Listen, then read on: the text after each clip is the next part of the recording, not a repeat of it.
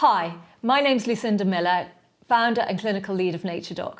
I'm also a mummy of 3, and when they were tiny, I set up some postnatal classes to help to support new mummies and their babies, and I absolutely loved it.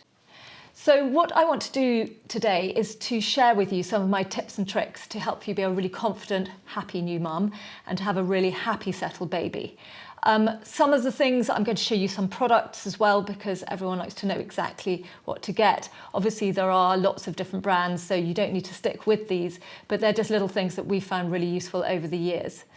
So first of all, what I want to do is to talk about recovery from birth, especially you down below, because if you've had a vaginal birth, it can be very painful afterwards and very tender. Some people have a episiotomy and things like that, and that's even tougher. So my first recommendation is to have a lovely warm bath every day, and you can put a couple of drops of tea tree oil in the bath, and that makes everything really soothing. It's slightly antiseptic, and you should heal a bit quicker. Obviously, if you've had a C-section, that's slightly different, but this is really just for that. Now, occasionally, as I said, it is very painful during the day, very difficult to walk and so forth. Now, you should obviously be resting as much as possible, but if you do need to walk around or go to the loo and it's just really sore, then you can get some compresses, which you can put into a sanitary towel. I particularly like this one, the Natural Birthing Company. It's been made by some midwives specifically for new mummies, and you just pop a little bit on a sanitary towel and it's really, really lovely and soothing. So that could be really helpful. So that's really what to do down below. And then there's obviously breastfeeding. Breastfeeding can be one of the toughest things, and it certainly was the toughest part of being a mother for me. Cracked nipples is a big thing for a lot of mummies. Mastitis is another thing, which is an infection of the breasts, and obviously then you've got tongue tie and things like that. So I just want to go through a few things. So in terms of cracked nipples, one of the most important things is getting the right position for your breastfeeding, and I would suggest that if you are having problems with cracked nipples, to find a breastfeeding specialist a consultant who'll be able to actually make sure that you've got the right position. But if they're really sore, these are the things that I suggest that you do. First of all is to get a really good nipple cream, and what I suggest people do is to get some lovely breast pads, and to make sure that the nipple cream's on the breast pad before you put it on, otherwise it will stick, and that's really, really sore. The other thing that you can do is to get a pair of silk or satin pajamas, because that's really, really soft, and you just go around without a bra, and actually the natural silk is particularly healing, and that will feel nice and gentle. If it's not too cold, maybe put the heating up a little bit and wander around with no bra and just let the air heal. That's a really good idea too.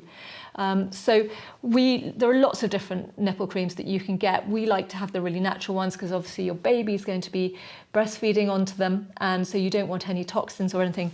So we particularly like the Green People brand, because it's lovely and gentle and organic, but obviously there are lots of different brands out there, so find whichever one you like. Sometimes, as I said, breasts can be cracked, they can be sore, and again, this is where essential oils come in. The Natural Birthing Company also have these bosom buddies, and they're really cute. One's called Ooh, one's called Ah, and one's called Ouch, and you can guess why all 3 of those are so important during breastfeeding.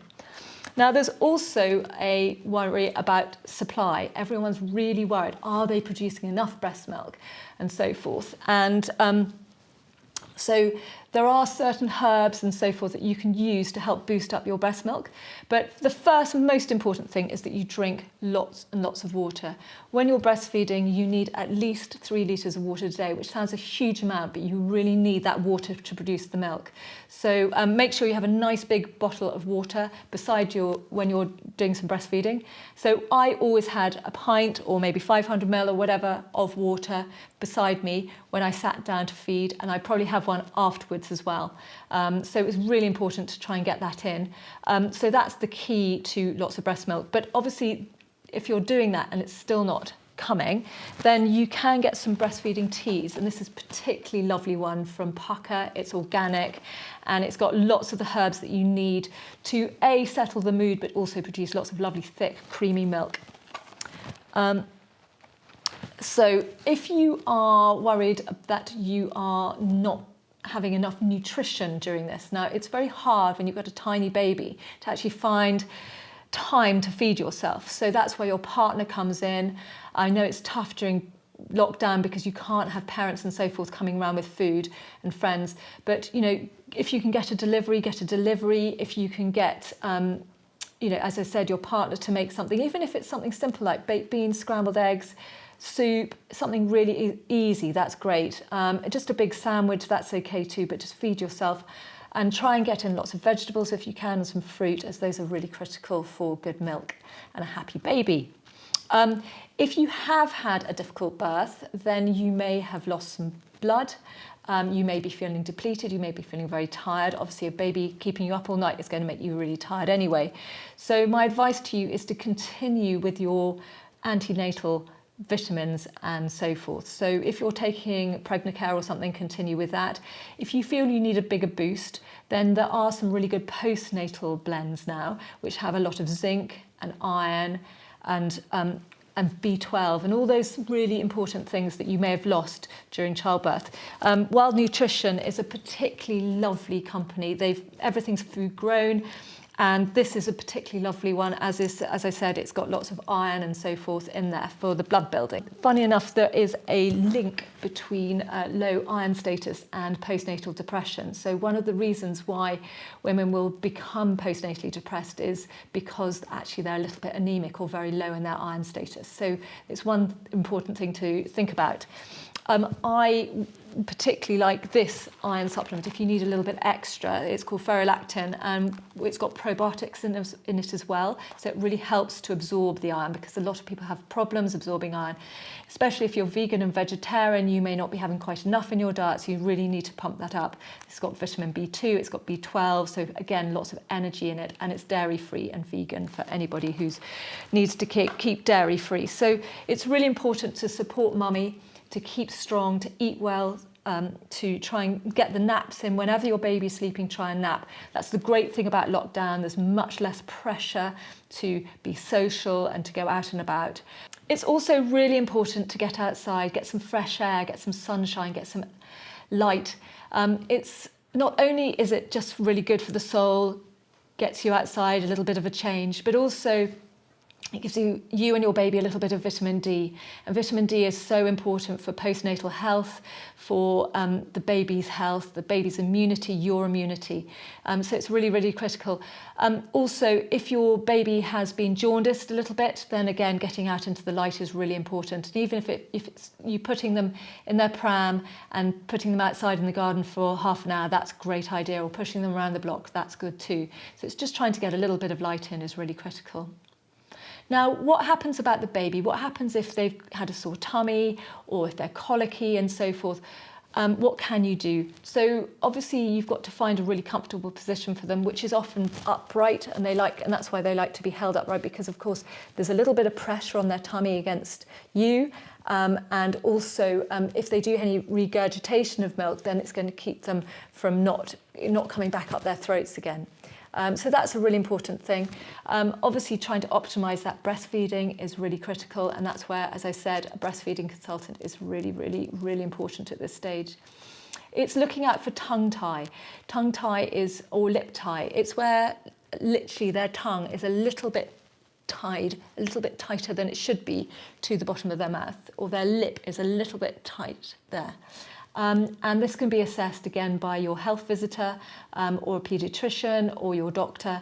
And I would push for this, especially, as I said, if you're getting cracked nipples, if the feeding's really fraught, really difficult, and it's really, really common, it can be snipped by or lasered very easily by a professional, and it's something that would make such a massive difference to the feeding. It also can irritate bottle-fed babies too, as they sometimes find even difficult enough to grip onto the teat. So do try it for both, even if you're not breastfeeding. The other thing that can happen a lot at birth is mummies and babies being given antibiotics because of infections. There's this group strep B infection that can be a big thing for lots of mummies as they're giving birth. The other thing is that there are little infections going around and often antibiotics are put in. Whether you've had to stay in hospital for a long time, you may have had a premature baby, lots of reasons for getting that gut flora right, getting the tummy right. There's been a lot of research into probiotics. Probiotics are the beneficial bacteria that are in your tummy. You get them from yogurt, you get them from kefir, you get them from eating lots of different coloured brightly fruit and vegetables, things like apple cider vinegar and miso and sauerkraut and so forth. However, when you take antibiotics, those get wiped out. And when you don't have enough of the good flora in your tummy, then this will disrupt both your microbiome and your baby's microbiome. And the microbiome is really, really critical. Over 16,000 papers were published last year on the gut microbiome and how critical it is for immunity, for childhood development, all sorts of things, and also postnatal depression. So it's really critical for lots of different areas. So what do you do to remedy that if you've been put on antibiotics? So with you can go and eat, as I said, lots of live yogurt, lots of lovely kefir and so forth. And you can get kefir now in almost all the supermarkets. We've even got it in our village shop. So it's quite easy to get. And then also you and your baby can take probiotics. And there are lots of different probiotics. And I just want to share with you the ones that we found really, really helpful. These are ones that are often recommended by doctors too. So for you, if you have taken antibiotics and you're worried about your gut flora, then we recommend this product called EcoDophilus by BIONUTRI. And the reason I choose it is because it has kefir strains in it, as well as bifidobacterium and lactobacillus. And those are the two main strains of probiotic that are really critical, as I said, for immunity, brain development, and so forth. And why I like this one particularly is that it hasn't got any FOS in it, and FOS can cause some bloating, some gas, and of course that can be transferred onto the baby and give them a gassy tummy. So I particularly like this. Also, it's dairy-free and soya-free and vegan. So again, it ticks lots of boxes for those that have allergies and so forth. Now for the baby, there are really three choices when they're little tiny babies. And I just want to show you these three. The one that tends to be recommended by doctors is BIOGAIA. This is a fantastic lactobacillus-rich probiotic, and there's actually been a study on this showing that it helps to reduce colic. And I've had so many mummies message me saying that this has made such a massive difference to their kiddies. It's tiny little drops. You just drop them into their mouth or you pop them on your nipple and they can sort of lick them off when they're sort of getting their breast milk. But this is really, really good and easy and very well researched. Now, this is Optibac's version of this. It's actually made from bifidobacterium, so it's a different strain. As I said, you sort of need a mixture of different strains in the gut.